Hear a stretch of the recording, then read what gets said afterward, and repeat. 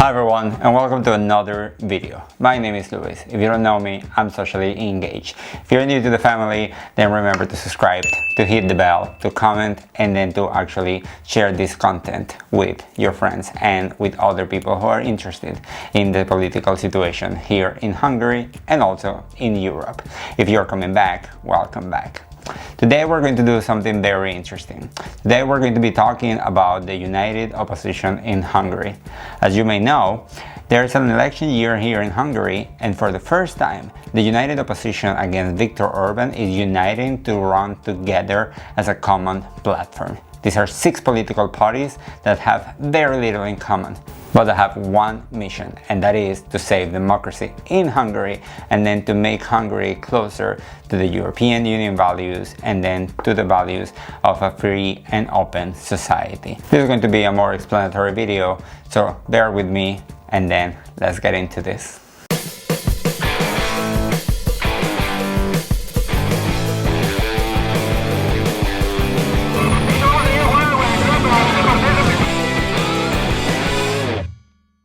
Before we start into the details of how a united opposition came to be, you need to understand the political circumstances here in Hungary. After 2018, Fidesz started showing some cracks and some weaknesses, and just to contrast that, they started trying to change the whole political and voting system. In 2019, with the European election, Fidesz saw its first big defeat. If that would have been a parliamentary election, Fidesz would have lost the 2/3 majority. And then we saw the rise of movements like Momentum that passed from being 3% on the 2018 elections to 10%. Because of this, the opposition saw an opportunity to start understanding that this was a fight for democracy, that here in Hungary there were 2 options, democracy or dictatorship, and that meant a united opposition or Fidesz. Therefore, in 2019, we also had local elections here in Hungary, and as a test of strength, the opposition decided to go together. We're talking about 6 main political parties that are here on the table. The Democratic Coalition, led by the former Prime Minister Ferenc Gyurcsány, Momentum Mozgalom, MSP, which is the Hungarian Socialist Party, Jobbik, which was a version of more moderated of the once very right-wing party that it was, LMP, and Párbeszéd, which is also a green, more leftist-leaning party. The results of that election were very surprising. Since then, the opposition has been actually governing in very good terms, surprisingly to the amaze of majority of the Hungarian population. In the midst of the pandemic, the United Opposition decided to announce that they were not only going to run together as a united opposition for the parliamentary elections of 2022, but they were also trying to be as democratic as possible in the selection of candidates. Therefore, they organized a primary election not only for the local candidates on the levels of municipalities, but also they decided to do a primary election to decide who would be the common leader of the opposition and the common Prime Minister candidate for the united cause. The 6 parties agreed to have 2 rounds for the Prime Minister candidate. On the first round, we had Gergely Karácsony, which was initially the favorite as the mayor of Budapest for Párbeszéd. We had also Jakab Péter for Jobbik, who was at some point very seen as a strong man who could defeat Viktor Orban and was also a front runner. For the Democratic Coalition, it was not Ferenc Gyurcsány, but it was actually his wife, former Vice President of the European Parliament, Dobrev Klára. For Momentum Mozgalom, we had Fekete György András, whom I have introduced before as the leader of Momentum Mozgalom at the time. And lastly, we had an independent candidate called Márki-Zay Péter, the mayor of a small city in the southern part of Hungary, who was very praised to be very similar to Viktor Orban, not only on rhetoric, but also on his background, representing a centrist, more right-wing leaning figure that was actually very charismatic, and a lot of young people were behind him.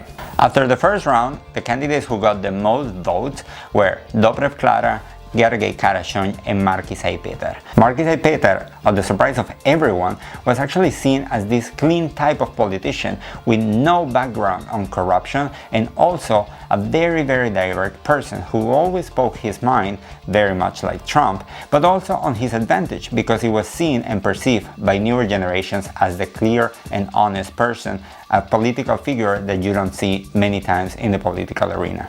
After only one day, Momentum of Galon decided to support Markizai Péter because he represented a new face, a face that had no past in corruption, not like all the other candidates.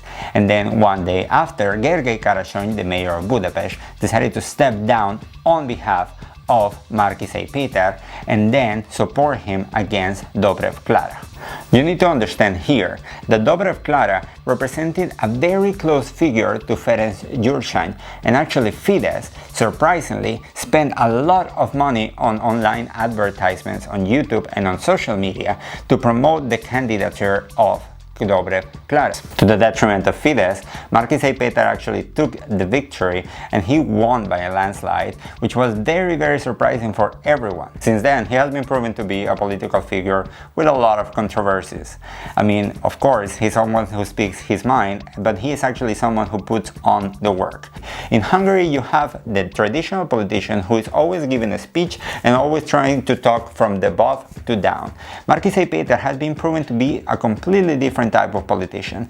And yes, the opposition has been actually sometimes tense over some statements that he has made, but he still has been actually proven to be very united on his support. The reality is that it's very difficult to see how these parties can govern together. However, call me hopeful, but the experience that we have had for the last 2 years in the municipal levels have proven that maybe it's actually possible to govern together and that there is actually a room for dialogue.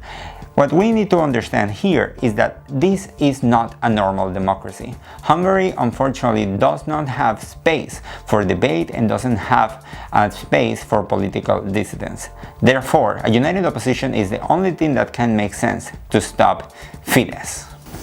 One thing that I have been observing in the ground is actually that there are two political parties who can be endangering this united opposition. The first one is Mi Hazánk, which is Our House, and is a right-wing political party. They were also the only political party who stood up and then tried to be anti-vaccination and anti-mask mandates, calling to the government for an end of the COVID dictatorship.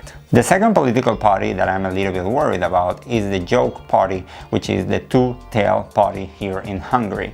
They're struggling to get taken more seriously by the population because after many years of jokes, people have come to realize that they are actually not a political viable option, especially because they don't have a plan, and then because a protest vote in Hungary does not make sense when so much is at stake. We will see what happens in April 3rd, 2022 when the elections take place.